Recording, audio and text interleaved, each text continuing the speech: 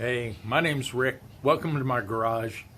I've been building and restoring things for a long time. A friend of mine said, you ought to make a video of that. And you know, with all the extra time we have now with the pandemic, sitting around the house learning a new editing package and learning how to make a video and posting it, sounded like a good project. So here's my shop. Not a lot to it. I basically work out of my garage. And the project for now is, the one that I'm going to make the video, is this saw that's sitting right over here. It's a 1949 Atlas. Atlas also made products for Sears, sold them under the Craftsman name. But in this case, 1949 table saw that I picked up on Facebook Marketplace. So here's the steps I went through in restoring this one.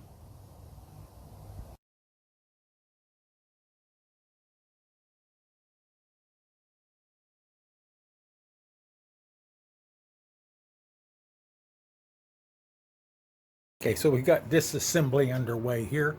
One of the first things we have to do is take off the knobs, the cranks that adjust things, and pull out the bolts that hold the flange in place that supports that. Down below we've got some bolts way down there in the bottom. Fortunately, I've got this tool that is a really long extension and will hold a quarter inch bit, and so I can extend a nut down in there with an adapter. With all the handles off and all the bolts removed that mount it to the base and hold the bottom piece to the top, there we have everything apart, ready for disassembly and inspection and cleaning. Not a big deal, but this is why you do disassembly and inspection. The pulley's been sitting loose. Since it drives in one direction, it probably ran fine the last time it was used, but we need to get that off, check the end, and make sure that goes back on firm. Our first problem. Okay, so this shaft has got a key, which is obviously missing, and you can see from the divot in here, the set screw was screwed into that spot to try and connect it to the shaft properly. And you can also see, there we are in focus, that it cut a groove all the way around that shaft. It won't be a problem. I think we'll do a disassembly, put it in the lathe, and we can turn that down smooth. But definitely when it goes back together, we'll clean up that slot, put a key in it, and then the set screw will just hold it in place, keep it from backing off the shaft. Okay, so we removed the saw from the arbor. That is one very old looking saw blade. Well used, not very sharp. I would say that probably wasn't doing any good, so into the trash bin. So now a quick work over with a vacuum and a brush, and we'll get some of this dust out of here.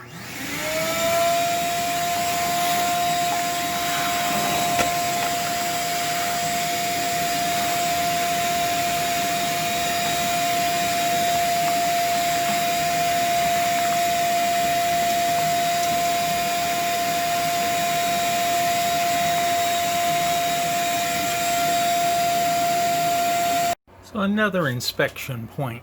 This is the pivot that tilts the blade and the motor mechanism. This piece rides on it, so it's not pivoting on a shaft. It pivots on this curved piece attached to the frame, running through that track. And I think well, the thing that concerns me is there's no indication of any lubricant at all, so this has been running dry its entire life. But on the other hand, I see almost no wear, so either the blade was not tilted much or this stuff doesn't require much lubrication. But I intend to put some lube on it when I get done here. Well, another potential problem area.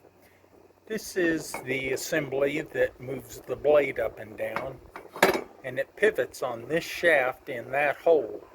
The problem is this is completely dry, and it took some wiggling to get it out because it has no lubricant at all. So we'll remedy that. But the good news is, in looking at it, it's not scored, it's not damaged, and really doesn't look like it got all that much use. So we'll examine that and check it out. Just as a reference, here in my shop is a 100-year-old GE fan that provides cooling for my shop. If you keep those bearings oiled, there's 2 oil ports on it on top of the motor. You can see them, one here and one there. If you keep those bearings lubricated, these motors last well over 100 years. So keeping some oil in here, and I'll use some modern lubricant that won't dry out, and should make that easier to crank up and down also. So we've dug down to the heart of the beast here, and good news, because the 2 bearings that ride in here that support the shaft for the blade and the pulley do not have any play side to side. You don't want any action side to side on those. The pulleys or the bearings turn smoothly. I don't feel grit. I don't feel loose bearings. I don't feel loose balls. I don't feel anything in there. They turn smoothly. They have no play in them. So we do not have to go find new bearings and replace them. Good news.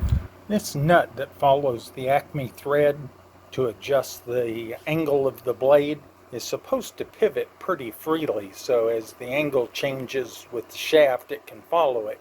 It's pretty snug right there. I can make it move, but it's not smooth at all. So disassemble, clean, lube. We should be able to get that going again. In the meantime, pull that thread off and wire brush it, get it cleaned up. Much better. I took this apart, got in there, cleaned out the inside, cleaned off the shaft, greased it up, lubricated, and now that turns freely.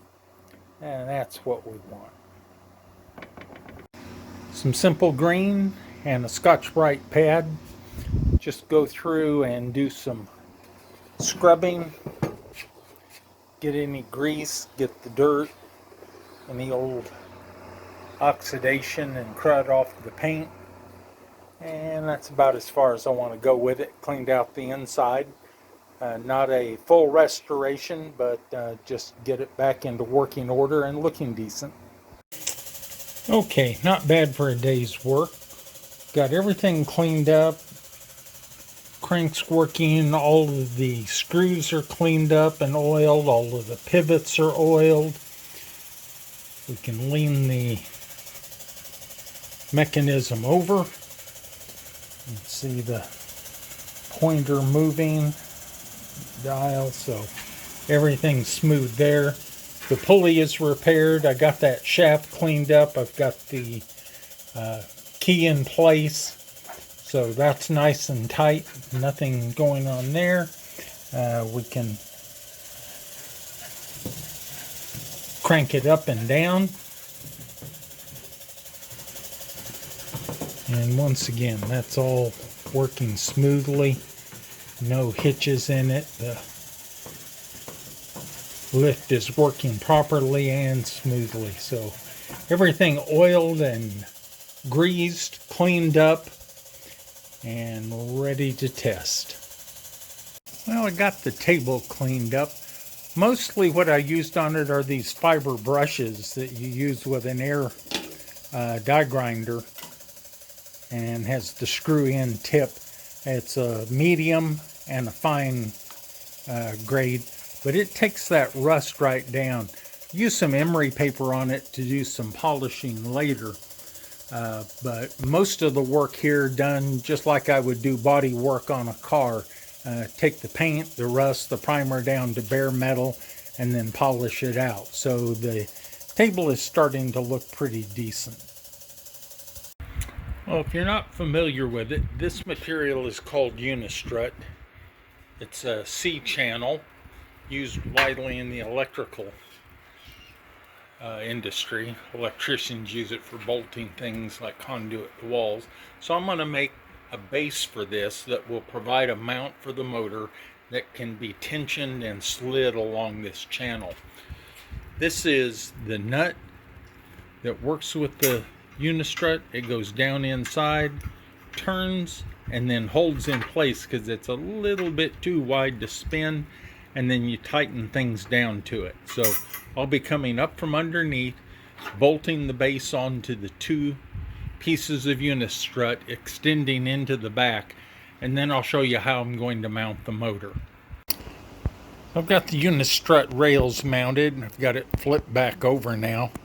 I'm taking a piece of plywood, and I've got 4 unistrut nuts under here, the cams that drop in and lock, so the board is secured down to the rails. I've placed the motor, lined up the pulley, got things lined up there, got the position of the motor. This will just be a test position.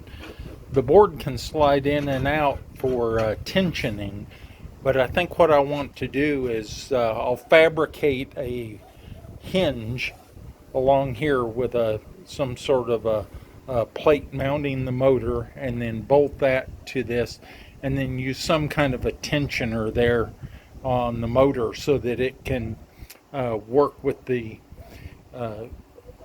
trunnion as it pivots for the angled cuts. So motor will go here. We'll give it a test after I lined up the pulley, make sure the belt is snug, and we'll power it up. Motor's mounted, belt snug, and give it a try. Looks like everything's going pretty well. Good tracking on the belt. Motor's running smooth. I think we can give it a test. Don't have a saw blade just now, but I should have it in tomorrow on Amazon. So I had to order in an 8-inch saw blade. These don't take the larger blades, and 8 are not stocked locally, so I have that coming. Well, I had to order a new blade, get that in from Amazon because they don't stock 8-inch blades at Lowe's.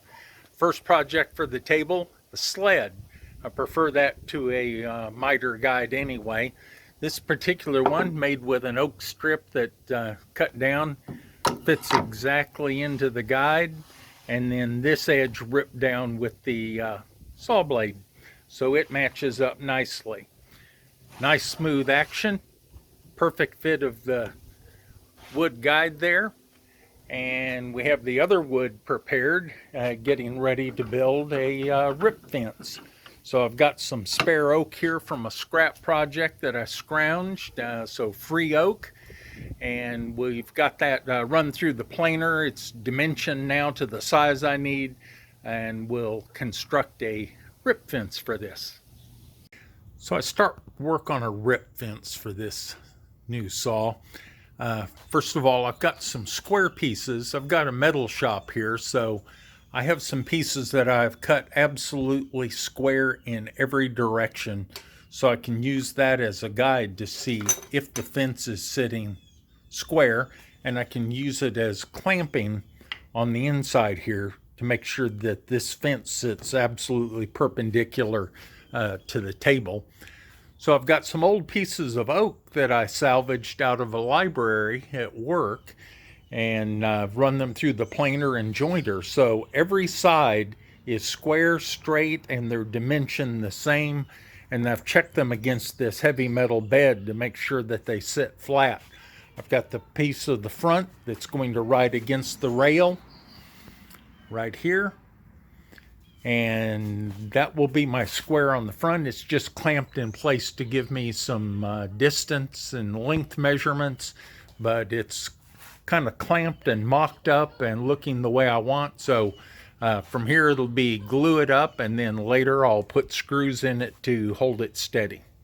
Well, I've got it clamped in place, clamped down to the tabletop, and I've got some wax paper under it because where I've glued on the back side, I don't want that sticking to the bed. Double check to make sure it's square everywhere. My square fits nice and tight right up against the side. I have no play, top or bottom, no wiggle.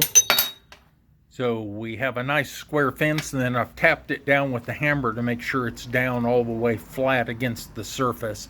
So those two pieces should be pretty well square to each other and flat to the bed. I'll let this sit for a while and glue up. And of course, glue is not the primary attachment here. Glue is just to get the thing held in place and stable until I can get some screws in it. Well, everything went according to plan. I've got the rip fence done. Parts all went together. It sits nice and square, absolutely straight to the miter guide. I've got it where I can adjust it with the 3 screws at the back here to get it squared and then tighten it down. I'm not finished yet with the back end.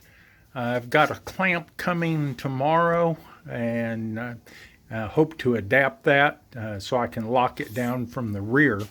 All the others I've done locked from the front, but this bed is short enough that reaching to the back will be easy and I think more secure. Still need to put the screws in the edges to attach the rails, but coming along pretty nice.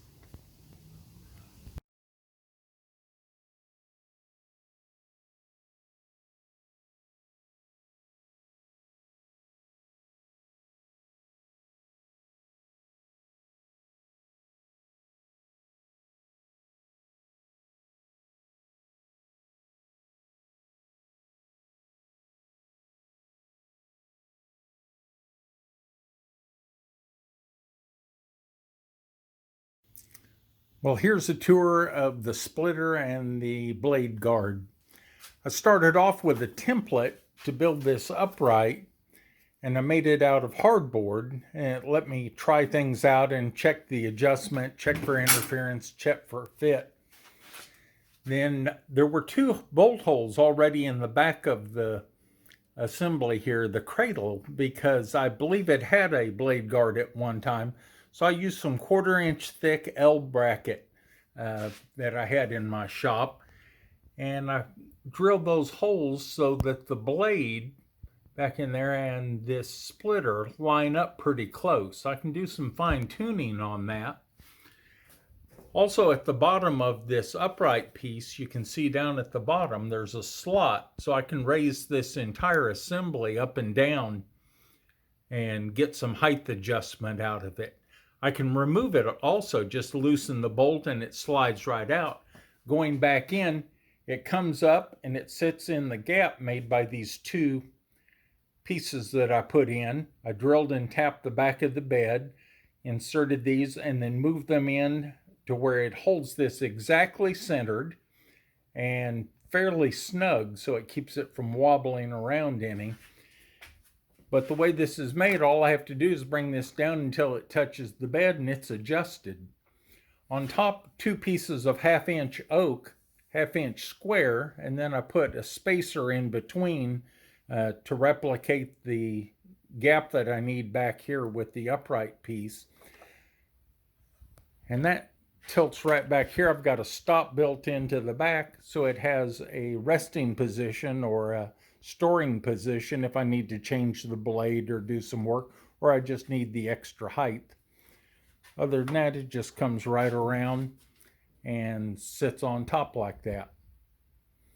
So the wood comes in, hits the guide, lifts it up, goes right along, and it's centered perfectly on the splitter, and the wood just goes right on out the back end. Well, this table also came with 2 wings, one mounted to each side. They're just bolt-on. They mount to the holes in the edge of the bed. They're about 9 inches across, and you can mount these one on either side, or you can put both of them on the same side. There are mounting holes that you can see on both edges of the bed. There is also a notch for the front edge for the original rip fence.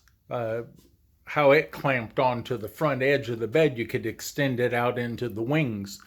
So these two wings add an additional 18 inches to this bed. Well, that about wraps it up for this project. Hope you enjoyed going along for the ride and kind of seeing some of the things that I do here. Future, I may add in some other things. I've got a machine shop here. I do some projects, some metal projects in there. I do a few wood projects, and behind me there also do some work on my Corvette from time to time. So as I do some, I'll add some videos, and hope you follow along and hope you enjoyed it. Thanks a lot. Bye.